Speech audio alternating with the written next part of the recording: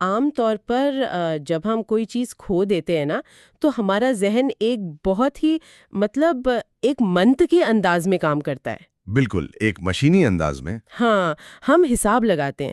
فرض کریں کہ گھر کی چابیاں گم ہو گئی ہیں تو ہم کیا کرتے ہیں؟ ہم فوراً اپنے قدموں کے نشانات پر واپس جاتے ہیں۔ صحیح، ہم سوچتے ہیں کہ ہم آخری بار کہاں بیٹھے تھے، کس کمرے میں گئے تھے۔ بالکل، یہ ایک سیدھا اور سادہ سا عمل ہے جس میں ایک مسئلہ ہے اور اس کے حل کا ایک واضح نقشہ ہمارے دماغ میں موجود ہوتا ہے۔ جی، اور اس کی وجہ یہ ہے کہ ہمارا دماغ اس طرح کے چھوٹے موٹے نقصانات سے نمٹنے کے لیے پروگرام کیا گیا ہے۔ ہم جانتے ہیں کہ چیزیں کہاں ہو سکتی ہیں۔ اور اگر وہ وہاں نہ ملیں تو ہم ایک حد تک تسلیم کر لیتے ہیں کہ وہ ہمیشہ کے لیے کھو گئی۔ بالکل ایسا ہی ہے۔ لیکن ذرا تصور کریں کہ جب گم ہونے والی چیز کوئی بے جان شے، کوئی چابی یا بٹوا نہ ہو بلکہ ایک زندہ جاگتا انسان ہو۔ واقعی یہ ایک بہت مختلف صورتحال ہے۔ اور اسے کھوئے ہوئے چند گھنٹے یا دن نہیں بلکہ دہائیوں گزر چکی ہوں۔ ایسے میں وہ جو منطقی نقشہ ہے، وہ جو دماغ کا اندرونی جی پی ایس ہے، وہ بالکل بیکار ہو جاتا ہے۔ ہاں، کیونکہ کوئی قدموں بھی نشانات باقی نہیں رہتے جن پر واپس جایا جا سکے۔ راستہ مکمل طور پر دھندلا جاتا ہے۔ تو آج کے اس تفصیلی جائزے میں ہم بالکل اسی مقام سے اپنی بات کا آغاز کر رہے ہیں۔ ہمارے پاس مطالعے کے لیے ایک انتہائی گہری اور کافی مختصر تحریر ہے جس کا عنوان ہے امید الہی اور یوسف کی تلاش۔ جی، اور یہ مواد بنیادی طور پر سورہ یوسف کی آیت 87 پر مبنی ہے۔ بالکل، اور آج ہمارا مقصد یہ کھوج لگانا ہے کہ یہ واحد آیت کس طرح انسانی جد و جہد، تلاش اور نا امیدی کے خطرناک تصور کو جوڑتی ہے۔ تو ٹھیک ہے، آئیے اس کے مختلف پہلوؤں کو تفصیل سے سمجھتے ہیں۔ ضرور۔ جب ہم اس آیت کو پڑھتے ہیں تو اس کا آغاز ایک عجیب سے حکم سے ہوتا ہے۔ تو کیا ہم اس کے ابتدائی الفاظ کے پیچھے چھپے معنی سے شروعات کر سکتے ہیں؟ بالکل کر سکتے ہیں۔ یہاں جو بات سب سے زیادہ حیران کن ہے وہ یہ ہے کہ ہم عام طور پر یہ سوچتے ہیں کہ جب کوئی شخص شدید صدمے سے گزر رہا ہو تو اسے صرف تسلی کی ضرورت ہوتی ہے۔ کوئی اسے دلاسا دے۔ جی، لیکن اس آیت کے الفاظ کچھ یوں ہیں: یا بنی یا زابو فتحسسوا من یوسف و اخیہ، جس کا مطلب ہے اے میرے بیٹے، جاؤ اور یوسف اور اس کے بھائی کو تلاش کرو۔ جاؤ اور تلاش کرو۔ ذرا اس منظر نامے کو ذہن میں لائیں۔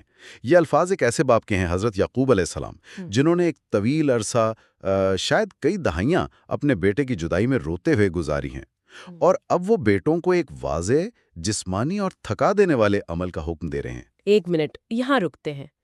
یہ بات واقعی مجھے بہت الجھن میں ڈال رہی ہے۔ کیا مطلب؟ دیکھیں، عنوان ہے امید الہی، لیکن پہلا حکم ایک مشقت کا ہے۔ جب ہم عام زندگی میں امید کا لفظ سنتے ہیں تو ذہن میں ایک غیر متحرک سا تصور ابھرتا ہے۔ ہاں، جیسے کوئی شخص کسی کونے میں خاموشی سے بیٹھا ہے، بالکل، آسمان کی طرف دیکھ رہا ہے اور بس کسی معجزے کے رونما ہونے کا انتظار کر رہا ہے۔ امید کا تو مطلب ہی یہ لیا جاتا ہے کہ اب ہم کچھ نہیں کر سکتے، بس اچھے کی توقع رکھیں۔ لیکن یہاں تو سیدھا سیدھا کہا جا رہا ہے کہ جاؤ اور تلاش کرو۔ اور یہی وہ غلط فہمی ہے جسے یہ تحریر سب سے پہلے توڑتی ہے۔ نفسیات میں ایک اصطلاح استعمال ہوتی ہے جسے لرنڈ ہیلپلیسنس یا سیکھی ہوئی بے بسی کہتے ہیں۔ اچھا، وہ جو بار بار ناکامی کے بعد ہوتی ہے؟ جی بالکل۔ جب انسان مسلسل ناکامیوں کا سامنا کرتا ہے تو ایک وقت آتا ہے کہ وہ کوشش کرنا ہی چھوڑ دیتا ہے، حالانکہ ہو سکتا ہے کہ اس بار راستہ کھلا ہو۔ وہ سوچتا ہے کہ جب پہلے کچھ نہیں ہوا تو اب کیا ہوگا؟ صحیح۔ لیکن یہاں یعقوب علیہ السلام اس سیکھی ہوئی بے بسی کو یکسر مسترد کر رہے ہیں۔ وہ سکھا رہے ہیں کہ سچی امید ہمیشہ انسان کو حرکت اور جدوجہد پر مجبور کرتی ہے۔ یہ بات تو ایسے ہی ہے جیسے ہم اپنی روزمرہ زندگی میں دیکھتے ہیں۔ فرض کریں کوئی شخص مہینوں سے بے روزگار ہے، وہ سینکڑوں جگہ اپنی سی وی بھیج چکا ہے اور ہر جگہ سے انکار ہوا ہے۔ اب امید کا مطلب یہ نہیں ہے کہ وہ اپنے کمرے میں بیٹھ جائے اور سوچے کہ نوکری خود چل کر آئے گی۔ بالکل نہیں آئے گی۔ امید کا مطلب یہ ہے کہ وہ اگلی صبح پھر اٹھے اور 101 جگہ اپنی درخواست جمع کرائے۔ یعنی امید کسی انتظار گاہ میں بیٹھنے کا نام نہیں ہے، بلکہ یہ ان بند دروازوں کو خود جا کر کھولنے کا نام ہے جن کے پیچھے روشنی ہو سکتی ہے۔ یہ ایک انتہائی شاندار اور متعلقہ مثال ہے، اور اگر ہم آیت میں استعمال ہونے والے عربی الفاظ کی گہرائی میں جائیں تو آپ کی اس مثال کی مزید تائید ہوتی ہے۔ اچھا، وہ کیسے؟ یہاں لفظ فتحسسو استعمال ہوا ہے۔ یہ عام تلاش کے لیے استعمال ہونے والا لفظ نہیں ہے۔ عربی میں تلاش کے لیے اور بھی الفاظ ہیں، جیسے کسی چیز کو سرسری طور پر ڈھونڈنا۔ تو اس لفظ میں کیا خاص بات ہے؟ تحسس کا لفظ حس سے نکلا ہے، یعنی انسان کے حواس خمسہ۔ اس کا مطلب ہے کسی چیز کو اپنے تمام حواس کے ساتھ تلاش کرنا، اندھیرے میں ٹٹولنا، کھوج لگانا۔ او، ٹٹولنا۔ یہ اس وقت ہوتا ہے جب چیز بظاہر نظر نہ آ رہی ہو اور آپ کو انتہائی باریک بینی سے اس کا سراغ لگانا پڑے۔ او واہ، تو یہ لفظ بذات خود اس بات کا اعتراف ہے کہ صورتحال اندھیرے میں ہے۔ یہ ویسا ہی ہے جیسے اچانک گھر کی بجلی چلی جائے اور گھپ اندھیرا ہو اور ہم دیواروں پر ہاتھ پھیر پھیر کر ٹٹول کر راستے کا اندازہ لگاتے ہیں۔ 100% درست۔ اور ذرا اس بات کی شدت پر غور کریں۔ ایک شخص جو دہائیوں سے لاپتہ ہے، منطقی لحاظ سے اس کی زندہ بچنے کے امکانات تقریباً صفر ہیں۔ بالکل، اتنے سالوں بعد تو کوئی امید نہیں بچتی۔ اگر کوئی جدید تفتیش کار اس کیس کو دیکھتا تو فوراً فائل بند کر دیتا، لیکن یعقوب علیہ السلام کہہ رہے ہیں کہ جاؤ اور اندھیرے میں دیواروں کو ٹٹولو، حواس کا استعمال کرو، کیونکہ سچی امید اس وقت تک زندہ نہیں رہ سکتی جب تک آپ کے قدموں میں حرکت نہ ہو۔ یوسف اور ان کے بھائی کی تلاش ایک عملی قدم ہے جو امید کی بنیاد بنتا ہے۔ یہ تو سمجھ آ گیا کہ عمل اور امید ایک ہی سکے کے دو رخ ہیں، لیکن یہاں ایک بہت بڑا اور چھپتا ہوا سوال پیدا ہوتا ہے۔ وہ کیا؟ دہائیوں تک اندھیرے میں دیواروں کو ٹٹولنا کوئی آسان کام تو نہیں ہے۔ اس میں انسان کی انگلیاں بھی زخمی ہوتی ہیں اور روح بھی۔ بالکل۔ انسان آخر کب تک اندھیرے میں ہاتھ پاؤں مار سکتا ہے؟ تو اگر امید عمل کا نام ہے تو اس مشقت بھرے عمل کو ایندھن کہاں سے ملتا ہے؟ اور مجھے لگتا ہے کہ آیت کا درمیانی حصہ بالکل اسی سوال کا جواب دیتا ہے۔ جی، آیت کا اگلا حصہ ہمیں اس طاقت کے منبع کی طرف لے جاتا ہے۔ یعقوب علیہ السلام بیٹوں کو تلاش کا حکم دینے کے فوراً بعد کہتے ہیں وَلَا تَيَّسُوا مِن رَوْحِ اللَّهِ، اور اللہ کی رحمت یا تسلی سے مایوس نہ ہو۔ ہاں، یہ وہ ایندھن ہے جس کی آپ بات کر رہی ہیں۔ یہاں یہ بات واقعی بہت دلچسپ ہو جاتی ہے۔ کیا یہ عجیب نہیں ہے کہ یہاں ایک بہت ہی خاص لفظ روح استعمال ہوا ہے؟ کس لحاظ سے عجیب؟ دیکھیں، جب حالات اتنے گمبھیر ہوں، ایک ایسا شخص جس کا جوان بیٹا گم ہو گیا ہو، جو فراق میں رو رو کر اپنی آنکھوں کی بینائی کھو چکا ہو، تو کیا محض یہ کہہ دینا کافی ہے کہ امید نہ ہارو؟ صحیح۔ میرا مطلب ہے، اگر میں ایسے کسی دردناک حالات میں ہوں تو میں شاید یہ چاہوں گی کہ آسمان پھٹ جائے، کوئی زبردست معجزہ ہو اور میرا مسئلہ راتوں رات حل ہو جائے۔ لیکن یہ لفظ رف، جہاں تک مجھے معلوم ہے، اس کا مطلب تو کچھ اور ہی ہے۔ اگر ہم اسے وسیع تر تناظر میں دیکھیں تو یہ واقعی ایک بہت ہی گہرا اور غور طلب نکتہ ہے۔ آپ نے بجا فرمایا کہ انسان کی جبلت فوری اور دھماکے خیز معجزے کی طلب کرتی ہے۔ بالکل، ہم سب شارٹ کٹ چاہتے ہیں۔ لیکن عربی زبان میں روح کا لفظ بہت ہی لطیف معنی رکھتا ہے۔ اس کا تعلق ریز سے ہے، جس کا مطلب ہوا ہے۔ ہوا؟ جی، اور اس کا بنیادی تصور ایک ایسی نرم، ٹھنڈی اور سکون بخش ہوا کے جھونکے کا ہے جو شدید گرمی اور حبس کے ماحول میں چل پڑے۔ تو یہ محض مدد نہیں ہے؟ نہیں، یہ تصور کریں کہ ایک انسان ایک تپتے ہوئے صحرا میں پیدل سفر کر رہا ہے۔ سورج آگ برسا رہا ہے، حلق سوکھ چکا ہے، اور ایسا لگتا ہے کہ اب اگلا قدم اٹھانا ناممکن ہے۔ وہ بالکل ٹوٹ چکا ہے۔ اور اچانک کہیں سے ایک ٹھنڈی ہوا کا جھونکا آتا ہے۔ وہ جھونکا اس شخص کو صحرا سے باہر نکال کر کسی محل میں نہیں پہنچا دیتا، اس کا سفر ختم نہیں ہوتا۔ صحرا وہیں کا وہیں ہے۔ تو صحرا وہیں ہے، لیکن وہ جھونکا اس کے اندر اتنی جان، اتنی راحت ضرور ڈال دیتا ہے کہ وہ گرنے سے بچ جاتا ہے اور اپنا سفر جاری رکھ سکتا ہے۔ یہ ایک زبردست زاویہ ہے۔ تو کیا ہم یہ کہہ سکتے ہیں کہ روح اللہ کا مطلب مسائل کا جادوئی طریقے سے غائب ہو جانا نہیں ہے، بلکہ یہ اس سکون اور ڈھارس کا نام ہے جو ہمیں ان مسائل کے درمیان زندہ رہنے کے قابل بناتا ہے؟ بالکل، کیونکہ اگر ہر مسئلہ فوراً کسی معجزے سے حل ہو جائے تو پھر انسانی جدوجہد، جس کی ہم نے پہلے حصے میں بات کی، اس کا مقصد ہی فوت ہو جاتا ہے۔ صحیح بات ہے۔ یہ ٹھنڈی ہوا، یہ الہی تسلی دراصل انسان کے اندر کے اس درجہ حرارت کو کنٹرول کرتی ہے جو غم کی شدت سے بڑھ رہا ہوتا ہے۔ اگر انسان کے اندر یہ سکون، یہ ٹھنڈک نہ ہو تو وہ غم کی تپش اور حالات کی سختی میں جل کر راکھ ہو جائے۔ واو! روح اللہ کا یقین انسان کو اس بات کی ضمانت دیتا ہے کہ اللہ کی راحت ایک نرم اور سکون بخش حقیقت ہے جو تکالیف کی شدت کو کم کر دیتی ہے۔ یہ تصور ہمارے عام خیالات کو بالکل الٹ دیتا ہے۔ ہم اکثر سوچتے ہیں کہ روحانیت کا مطلب یہ ہے کہ انسان کو کبھی دکھ یا تکلیف محسوس ہی نہ ہو، جو کہ ایک غیر حقیقت پسندانہ سوچیں۔ بالکل، لیکن یہ لفظ ہمیں سکھاتا ہے کہ دکھ موجود ہے، صحرا کی تپش موجود ہے، دیواروں میں اندھیرا موجود ہے، لیکن اس سب کے باوجود ایک مستقل اور خاموش سہارا بھی موجود ہے جو ٹوٹنے نہیں دیتا۔ جی ہاں، اور اب میری سمجھ میں آ رہا ہے کہ وہ جو پہلا حکم تھا جاؤ اور تلاش کرو، وہ اس رہے کے بغیر ناممکن ہے۔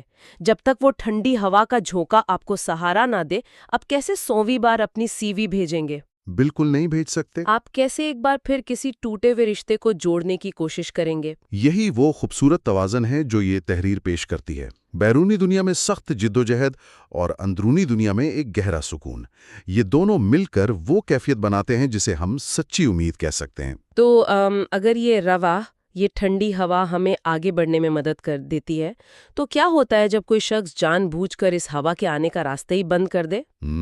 جب کوئی یہ فیصلہ کر لے کہ اب وہ مزید اندھیرے میں نہیں ٹٹولے گا اور وہیں زمین پر گر کر ہار مان لے گا۔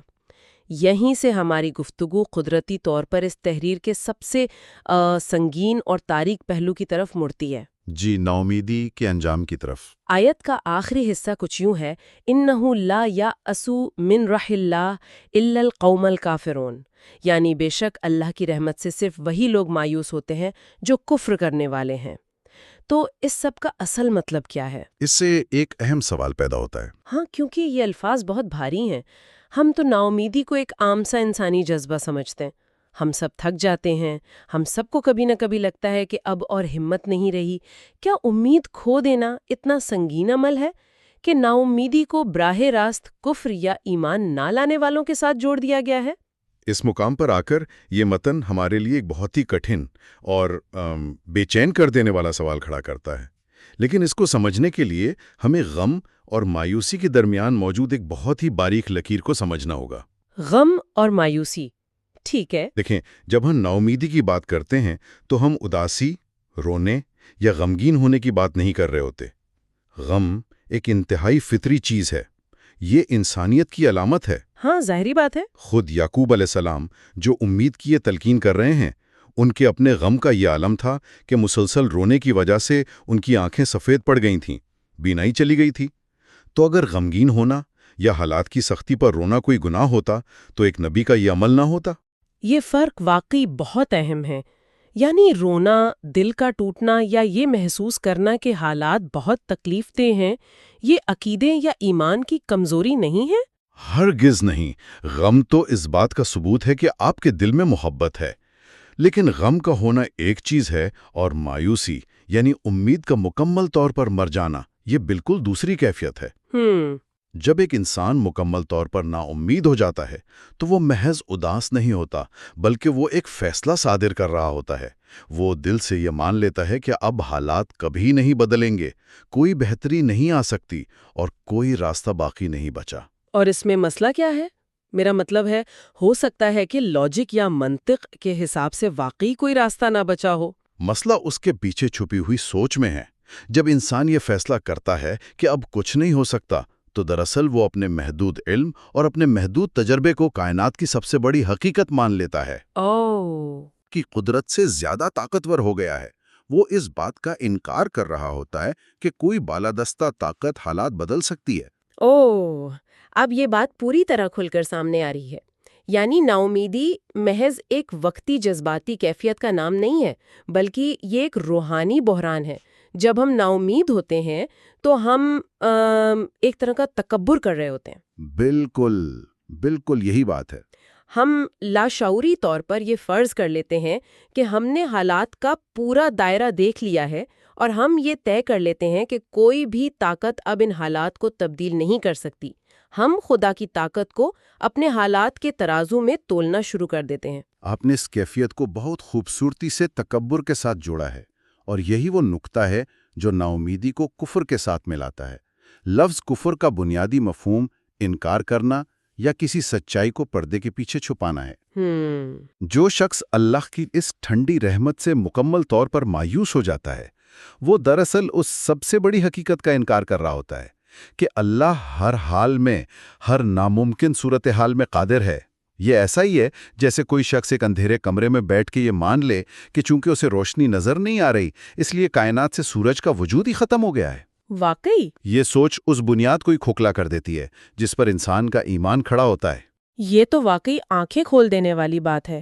اس کا مطلب ہے کہ جب ہم کہتے ہیں کہ میرے پاس تو کوئی آپشن نہیں بچا، تو ہم دراصل یہ کہہ رہے ہوتے ہیں کہ خدا کے پاس بھی میرے لیے کوئی آپشن نہیں بچا۔ اور یہی وہ حد ہے جس کو پار کرنے سے سختی سے روکا گیا ہے۔ یہ آیت ہمیں ایک بہت بڑی ذمہ داری کا احساس دلاتی ہے۔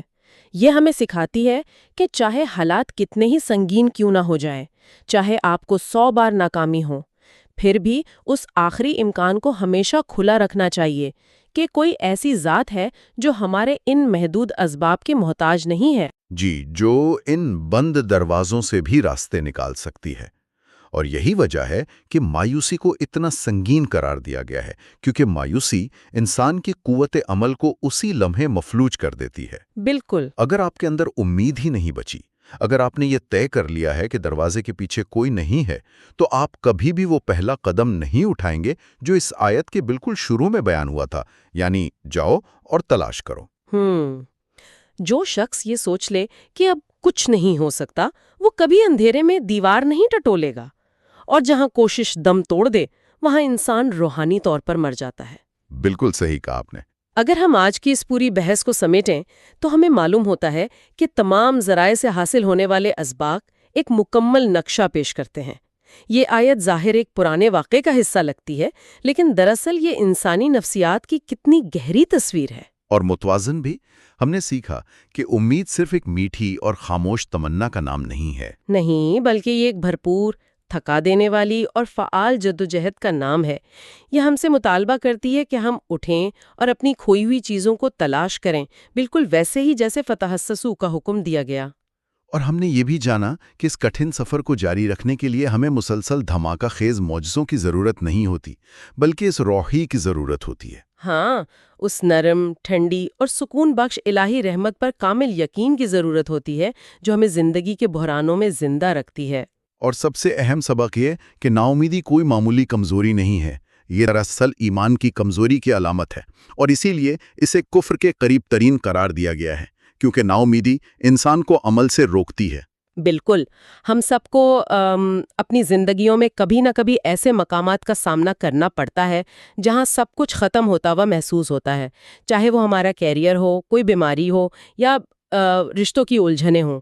یہ مطالعہ ہمیں یاد دلاتا ہے کہ ایسے میں عملی کوشش جاری رکھنی چاہیے اور جذباتی طور پر الہی رحمت پر بھروسہ کرنا چاہیے۔ جی، اور یہ ایک ایسا اصول ہے جو ہمیں رکنے کے بجائے ہمیشہ ایک اور قدم اٹھانے کی ترغیب دیتا ہے۔ اور اب آج کے اس پروگرام کو ختم کرنے سے پہلے میں ایک ایسا خیال پیش کرنا چاہوں گی جو ہم سب کو اپنے اندر جھانکنے پر مجبور کر دے۔ جی ضرور۔ ذرا اپنے ارد گرد کی دنیا پر غور کریں۔ آج کل ہم سب کے پاس ایک نیا لفظ آ گیا ہے جسے ہم سینیسزم یا برن آؤٹ کہتے ہیں۔ ہم فخر سے کہتے ہیں کہ ہم دنیا کے تلخ حقائق سمجھ گئے ہیں اور اب ہم کسی چیز سے امید نہیں لگاتے۔ بہت عام ہے آج کل۔ لیکن ذرا سوچئے، اگر نا امیدی کو براہ راست عقیدے کی کمی سے جوڑا گیا ہے تو کیا یہ ممکن نہیں کہ ہماری یہ نامحاد جدید قنوطیت، یہ جو ہم نے ہار مان لینے کو عقل مندی کا نام دے دیا ہے، یہ کوئی ذہنی برتری نہیں بلکہ دراصل ہمارا ایک چھپا ہوا، ایک انتہائی گہرا روحانی بحران ہو؟ یہ واقعی سوچنے کی بات ہے۔ دامن تھامے رہنا بھی ایک انسان کی سب سے بڑی اور طاقتور روحانی عبادت بن جاتا ہے؟ اس سوال کے ساتھ ہم آج کا یہ تفصیلی جائزہ یہیں ختم کرتے ہیں۔ غور ضرور کیجیے گا۔